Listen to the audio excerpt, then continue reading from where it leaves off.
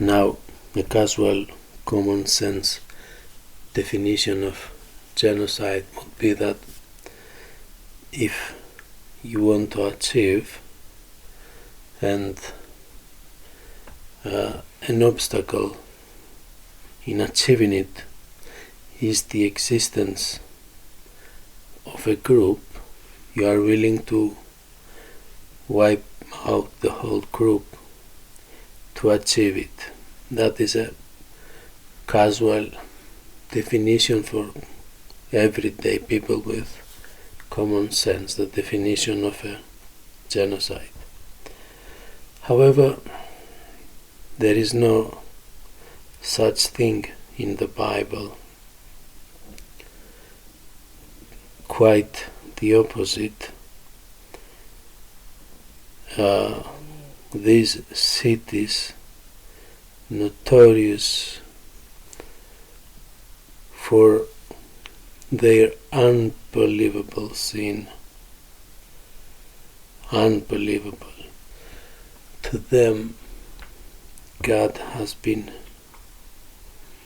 more than enough patient, more than enough.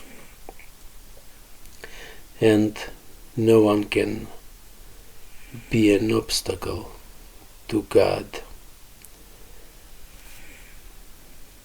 God is holy and by nature is holy, is always holy. In principle is always holy. Like a mother in principle is always good and caring, will feed her baby, etc. Now, if a mother behaves, let's say, with violence to the child or whatever, and the principle still holds, then there is an explanation. Could be for many reasons. Maybe hit the baby because was choking. Maybe the child, if it is grown up, was dangerous or was about to do something dangerous to cause harm. Countless reasons. So the point is that you got how someone is in nature, and then what happens when, for God specifically, when He enters times, intervenes with humans' lives, has to deal with people. That's a totally different thing. For anyone, it is easy to say, yeah, shouldn't order this, shouldn't order that. Specifically, in the book of Joshua, you will find all these orders for certain cities to be exterminated. So it's easy for you to say that, but if you have to work for a salvation, if you care to save a creature with free will, then that changes.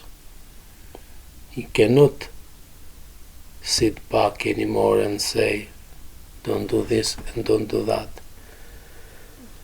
So, just wanted to make clear and separate the nature of God. And then what happens when He enters in time, enters in our lives, has to deal with us. So I would say that it is us that should be ashamed if God gave such an order. It is us that should be ashamed. If the principle holds that a mother is loving and caring, and we see violence against the child, then definitely the child is to be ashamed. If the principle that the mother is caring holds, the child should be ashamed for bringing a loving and caring mother to a violent intervention. The same is with the book of Joshua.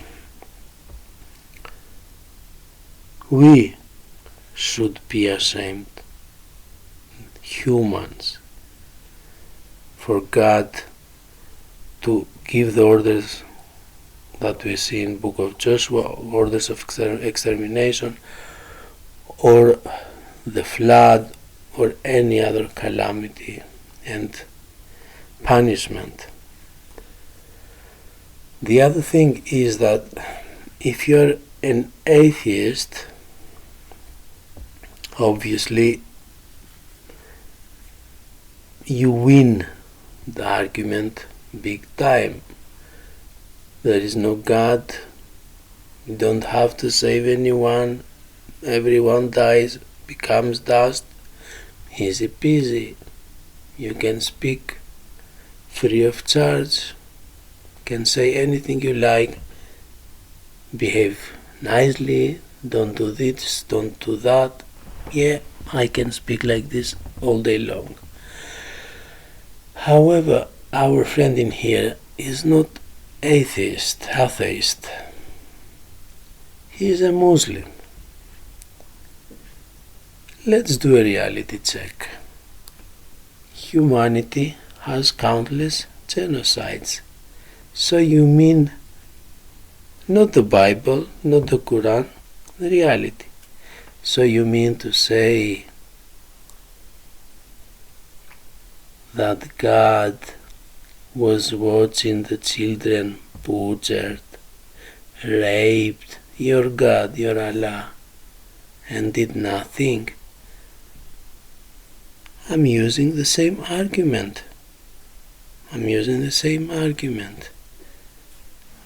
Which is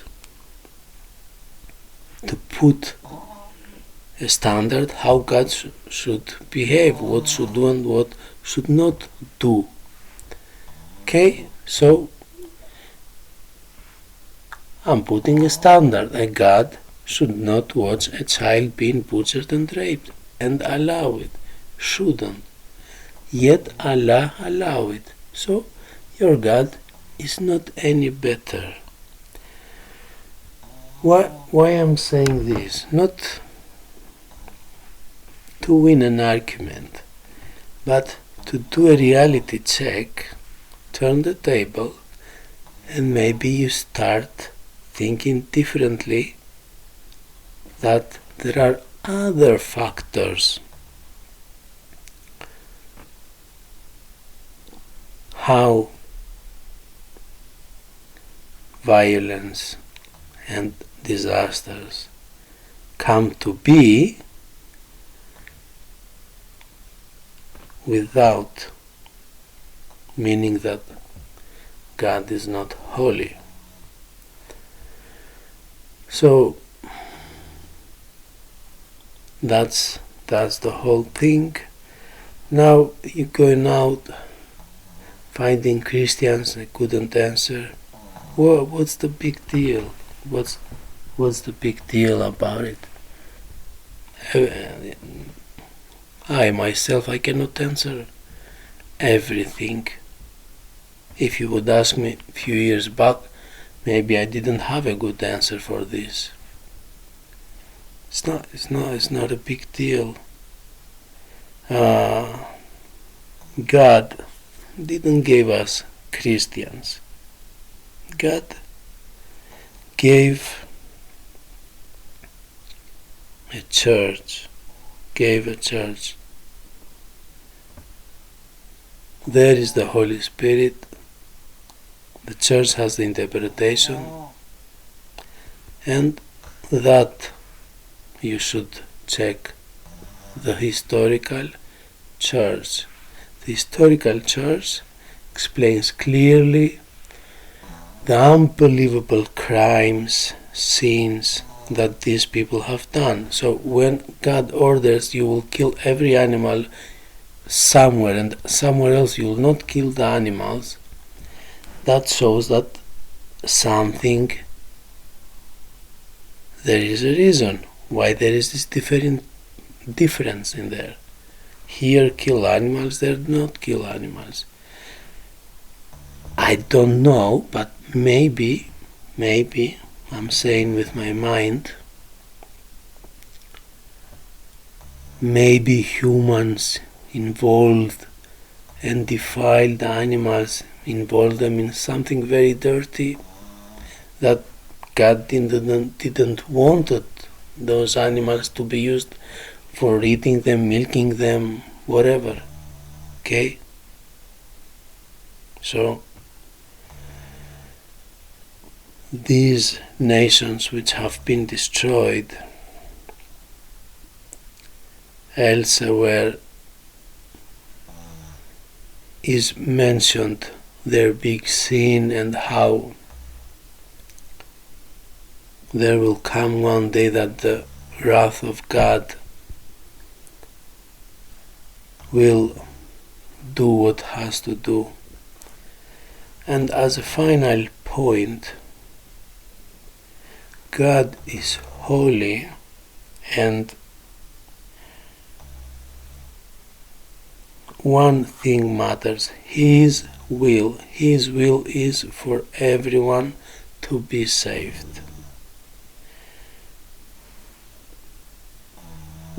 The physical death is not the first thing. Like, if you are not killed at a younger age and you are killed a few years later, like God allows, instead of ordering a genocide allowing you to die naturally, that's nothing. A few years more in the eternity are nothing. So that's not what God is seeking, was trying to do. Is not a few years more on this earth. Is the salvation. If the salvation includes calamities, punishment, whatever. Okay, so look, World War II. Where is your Allah? Where is your Allah? I too can sit back and say, phew, Allah was watching and did nothing. But doesn't work like this. Anyway, that's all about it.